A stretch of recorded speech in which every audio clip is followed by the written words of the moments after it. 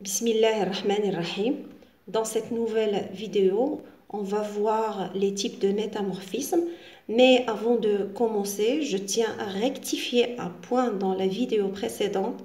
C'est que au lieu de dire série métamorphique, j'ai dit série sédimentaire.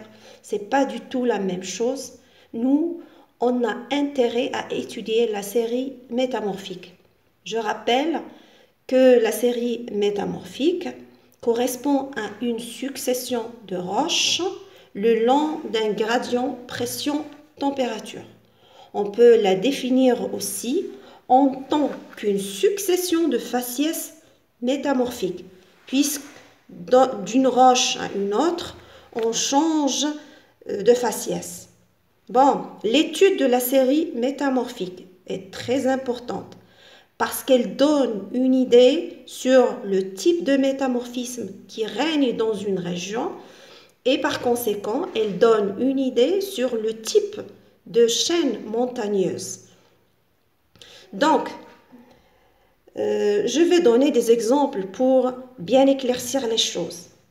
Si par exemple, dans une région, j'ai la série métamorphique suivante, c'est-à-dire, il y a, selon ce trajet-là, il y a un passage du faciès de schiste vert vers le faciès des amphibolites de telle façon qu'on passe du domaine de stabilité de l'andalocite vers le domaine de stabilité de la silimanite. Alors, dans ce cas, on remarque qu'il y a une forte augmentation de la température et une faible augmentation de la pression. Ce type de métamorphisme est appelé métamorphisme thermique. C'est relatif à la température. D'accord? Ce type de métamorphisme est appelé aussi métamorphisme de contact. On va voir pourquoi après. Le métamorphisme thermodynamique, on peut le trouver que ce soit dans les zones de collision ou bien dans les zones de subduction. On peut le noter, métamorphisme haute température, parce qu'il y a augmentation importante de la température, et basse pression. L'augmentation de la pression était moins importante. Si je prends une autre série métamorphique, le passage dans ce cas, toujours on passe du faciès du schiste vert vers le faciès des amphibolites, d'accord, mais un peu vers le bas. Dans ce cas, ça paraît clair qu'il y a à la fois augmentation de la température et de la pression. Les deux facteurs sont importants. Ce type de métamorphisme existe dans les zones de collision. On l'appelle métamorphisme thermodynamique. Thermo, c'est relatif à la température parce qu'il y a augmentation importante de la température. Dynamique, c'est relatif à la pression puisqu'il y a augmentation importante de la pression. Troisième type de métamorphisme, on l'a déjà vu. On va utiliser la même série métamorphique qu'on a déjà vue. Donc, on passe du faciès des schistes verts vers le faciès des schistes bleus pour arriver au faciès des éclogites. Ce trajet-là, il est caractérisé par une forte augmentation de la pression et une faible augmentation de la température. Il suffit de faire la projection des valeurs minimales et maximales de la pression et de la température. Ce type de métamorphisme est appelé métamorphisme dynamique puisqu'il y a augmentation importante de la pression. On peut le trouver, il caractérise les zones de subduction, mais on peut le trouver aussi dans les zones d'obduction. Donc, on a trois types de métamorphisme. Métamorphisme thermique indiqué haute température, basse pression. Métamorphisme thermodynamique noter moyenne température, moyenne pression. On peut l'indiquer aussi par haute température, haute pression, pour dire que les deux facteurs sont importants. Et le troisième type de métamorphisme, c'est le métamorphisme dynamique. On le note, haute pression, basse température. Et comme ça, on va étudier chaque métamorphisme. On commence par le métamorphisme dynamique qui caractérise les zones de subduction. Je vais utiliser le fameux schéma de la subduction d'une lithosphère océanique sous une lithosphère continentale. Ce qui nous intéresse, nous, c'est le métamorphisme qui arrive là. Mais je préfère de parler un peu de ce qui se passe au niveau de la dorsale océanique. À ce niveau, un magma sort et se refroidit et va former la croûte océanique. Cette croûte est constituée de basalte et de gabbro, mais nous, on va s'intéresser au gabbro car il forme la majeure partie de la croûte océanique. Ce gabbro ainsi formé, il va s'éloigner progressivement de la dorsale océanique. Alors, il va subir un refroidissement qui est bien sûr dû à l'infiltration de l'eau dans la roche. L'eau pénètre dans la roche et la température de la roche diminue. Puisqu'il y a diminution de la température, le gabbro va subir le métamorphisme et va donner une roche un peu métamorphisée, c'est le métagabbro. L'éloignement continue, on arrive là. Le métagabbro, il se refroidit et s'hydrate, il y a toujours infiltration de l'eau. Il va se transformer en une nouvelle roche métamorphique, le schiste vert. Tout le long de ce trajet, il y a du métamorphisme qui consomme de l'eau. C'est pourquoi on l'appelle métamorphisme hydrothermal. À un moment donné, la croûte océanique va subir la subduction et le schiste vert va se retrouver à des profondeurs moyennes où il y a une forte augmentation de la pression et une faible augmentation de la température. Pourquoi forte augmentation de la pression? Parce que cette pression est due à deux facteurs. Premier facteur, c'est la pression lithosphérique ou appelée aussi pression lithostatique. C'est la pression exercée par les couches rocheuses qui se trouvent ou bien qui surmontent cette zone-là. Il y a la pression tectonique. C'est la pression due aux contraintes tectoniques compressives. C'est pourquoi l'augmentation de la pression est importante. L'augmentation de la température est faible, tout simplement parce que la croûte océanique est froide. Donc, le schiste vert va se transformer en schiste bleu. L'enfouissement continue.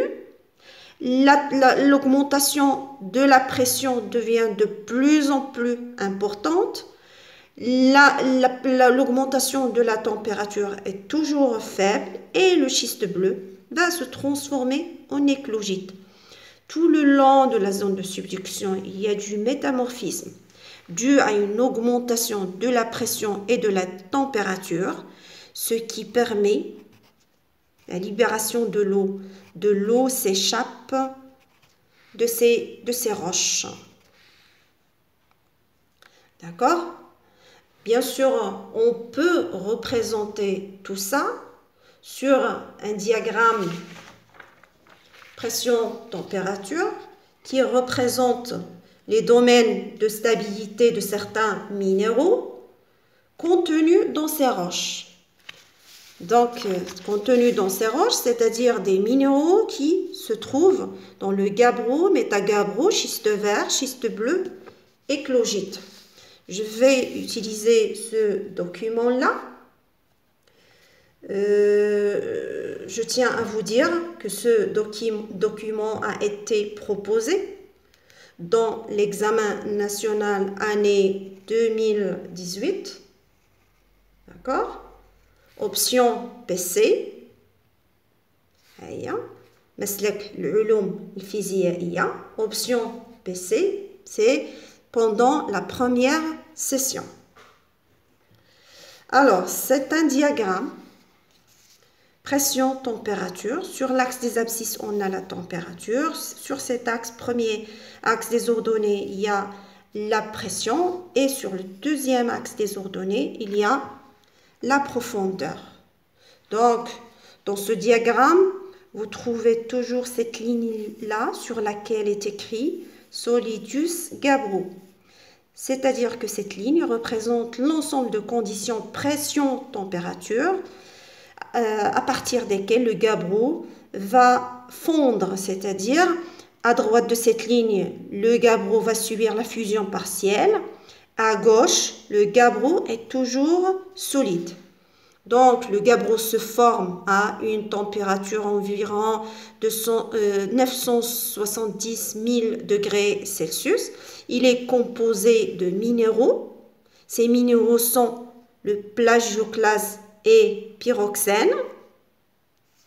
D'accord? Ils sont stables à ces conditions pression-température. Le gabbro va s'éloigner de la dorsale océanique, d'accord? Et on aura l'apparition d'un nouveau minéral, c'est-à-dire qu'il y a une modification minéralogique. Il y a un minéral qui apparaît, un nouveau minéral qui s'appelle l'hornblende. Donc, le gabbro est un peu métamorphisé, il donne une nouvelle roche appelée méta-gabbro. L'éloignement continue, il y a toujours diminution de la température.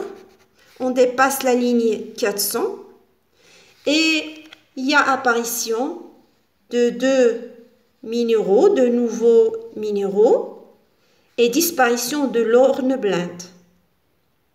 Ces deux minéraux ont une couleur verte qui caractérise la roche métamorphique du schiste vert. Tout le long de ce trajet, l'éloignement de la dorsale, il y a diminution de la température. Une fois arrivé à ce point-là,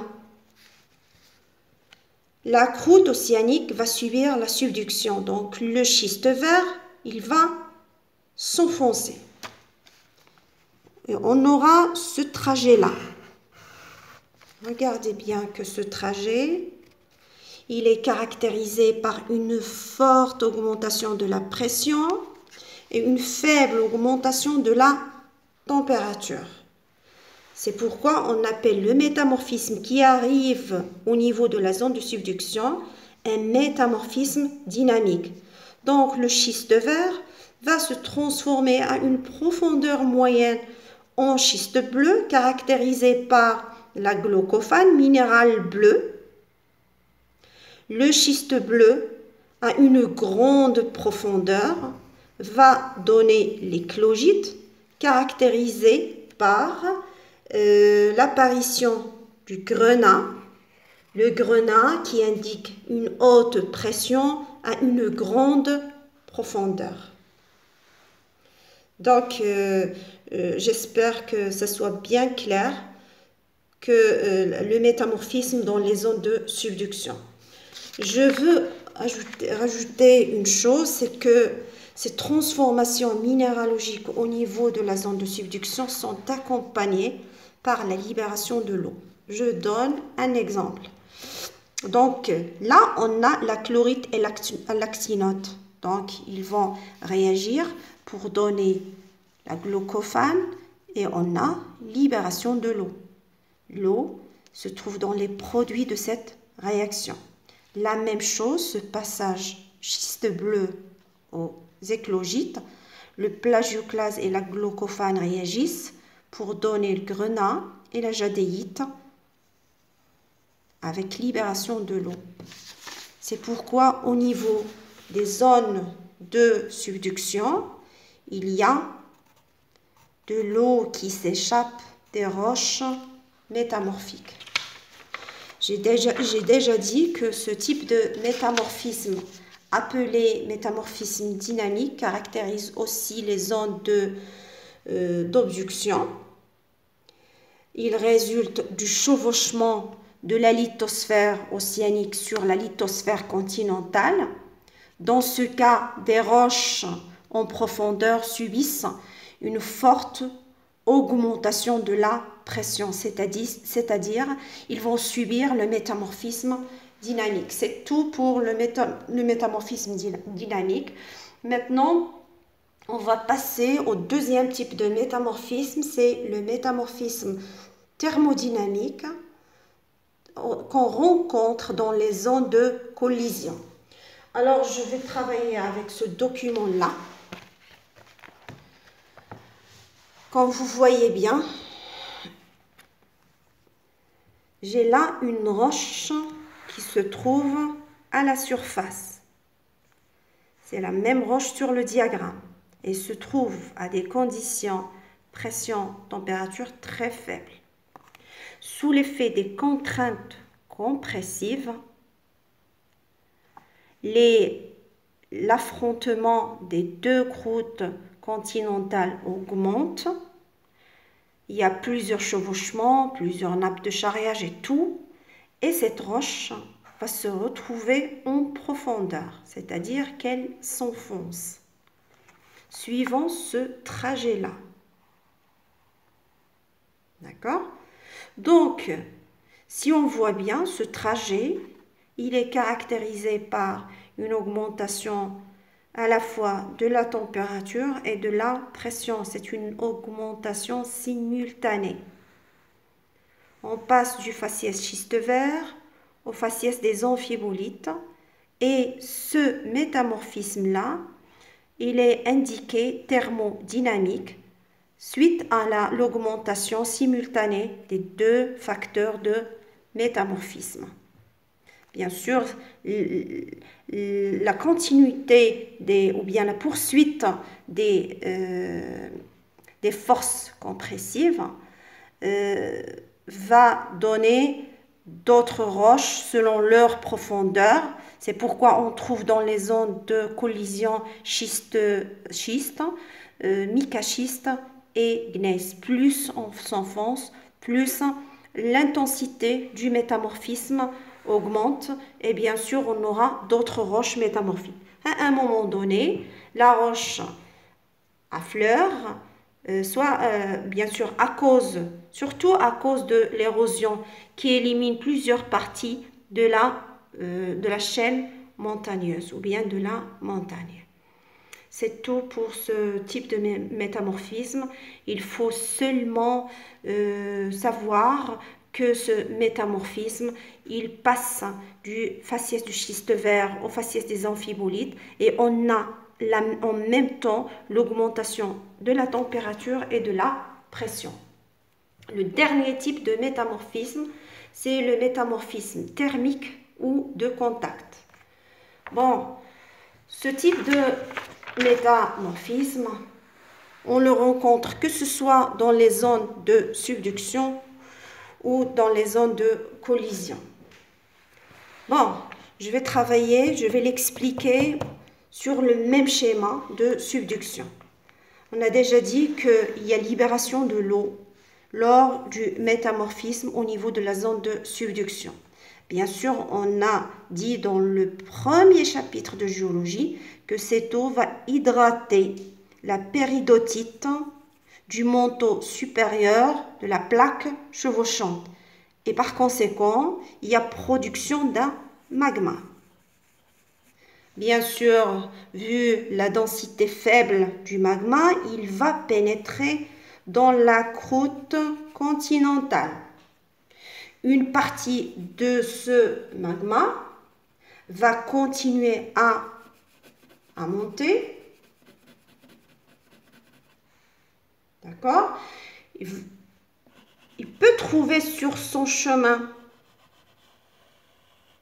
une chambre magmatique. Alors, qu'est-ce qu'il arrive? Il va monter, monter, monter. Il sort par le cratère du volcan et va donner naissance à des roches volcaniques telles que les andésites. Une autre partie du magma passe à travers les fissures, d'accord? Mais à un moment donné, il va se bloquer à une certaine profondeur. Ce magma est très chaud. Alors, il va subir un refroidissement lent. Il va perdre de la chaleur. Le magma perd de la chaleur et fait augmenter la température des roches encaissantes, c'est-à-dire des roches qui sont, je vais faire ça avec une autre couleur, il y a des roches là qui sont en contact avec l'intrusion magmatique. Leur température va augmenter et vont subir le métamorphisme. Le métamorphisme qu'elles vont subir est caractérisé par une forte augmentation de la température. Quant à l'augmentation de la pression, elle reste faible puisqu'on est proche de la surface. D'accord? Donc, ce métamorphisme-là est appelé métamorphisme thermique car il est dû à une augmentation importante de la température. Il est aussi dit métamorphisme de contact parce que seules les roches qui sont au contact du magma vont subir ce type de métamorphisme. Donc, pour faire une petite conclusion, on a 3 types de métamorphisme. Il y a 3 types de métamorphisme. Et j'ai là un schéma bilan. D'accord?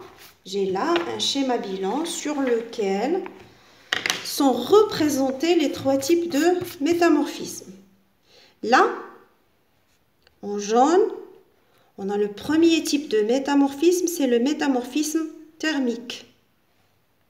Donc, métamorphisme thermique. Ce métamorphisme, il est indiqué métamorphisme thermique. Il est caractérisé par une forte augmentation de la température, une faible augmentation de la pression. Donc, on dit haute métamorphisme, haute température, basse pression. Deuxième type de métamorphisme, là en orange, il prend une surface large.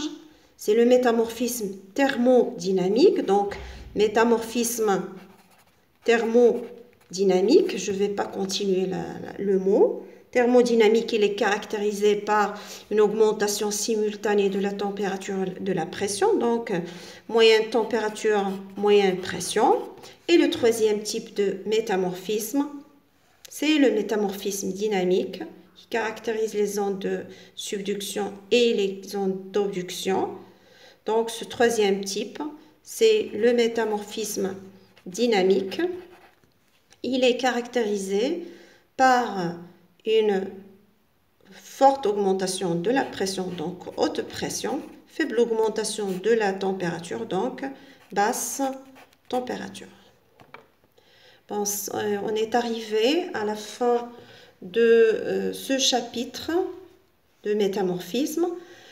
Dans la prochaine vidéo, on va voir le dernier chapitre, la granitisation et sa relation avec la dynamique des plaques. À la prochaine. Assalamu alaikum wa rahmatullahi wa barakatuh.